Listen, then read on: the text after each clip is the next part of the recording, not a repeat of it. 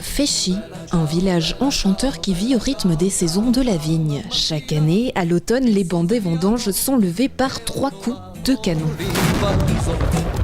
Une coutume qui commençait il y a 28 ans avec Jean-Dominique Rossa, Rollois et ancien propriétaire et vigneron de Féchy, mais aussi ancien militaire dans l'artillerie formée au canon. Un conseiller fédéral, ami de mes parents, qui ont un domaine à Féchy,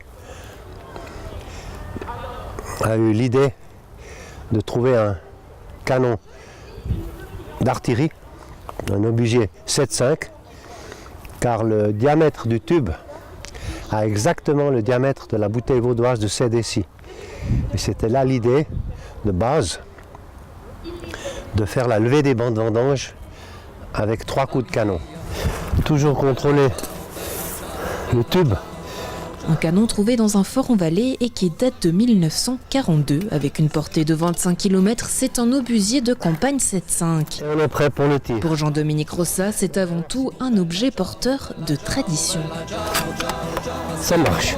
D'accord, c'est des excellents souvenirs parce que l'ambiance des vendanges est une ambiance spéciale qui est très chaleureuse chaque année. Bon, alors, on va réduire la confiture.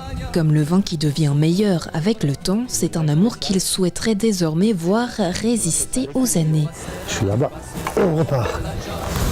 Il reste que les années passent, mais ne se ressemblent pas. De plus en plus, elles se perdent. Et puis, il faut espérer que certaines personnes maintiennent ces traditions. Au village, ces mots trouvent tout naturellement écho chez les organisateurs de la fête du raisin et les vignerons. Moi, cette fête du raisin, je suis un petit peu... je suis née dedans, on va dire ça comme ça. Je dis toujours que je ne suis pas née dans un chou, voilà, ou dans une rose, mais dans une cuve ou bien au pied d'une vigne. Ah, c'est important parce que c'est notre vitrine de tout ce qu'on fait, nous montrer notre savoir-faire à tout un bassin de population qui travaille sur Lausanne, Genève et puis qui habite des fois ici, puis qui nous connaissent pas vraiment en fait. Donc c'est l'occasion de montrer ce qu'on fait. 20 ans d'expérience dans cette fête, donc ça fait beaucoup. Ça fait 20 ans que je participe assez activement et puis je ne changerai pour rien au monde. De continuer de faire perdurer la fête, ça amène à ces traditions et à faire connaître le vin à ces nouvelles générations qui ont perdu un peu peut-être l'habitude de ce vin. Si on n'est pas né dans un village vinicole, je ne pense pas qu'on a cette culture-là. Pour les jeunes novices, ces traditions se trouvent désormais au fond d'une bouteille.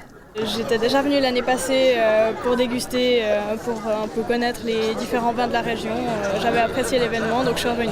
Et qu'est-ce que ça vous fait de voir que finalement, cet engin, aujourd'hui, il repose dans une cave et qu'il ne sort que pour la fête de la vigne?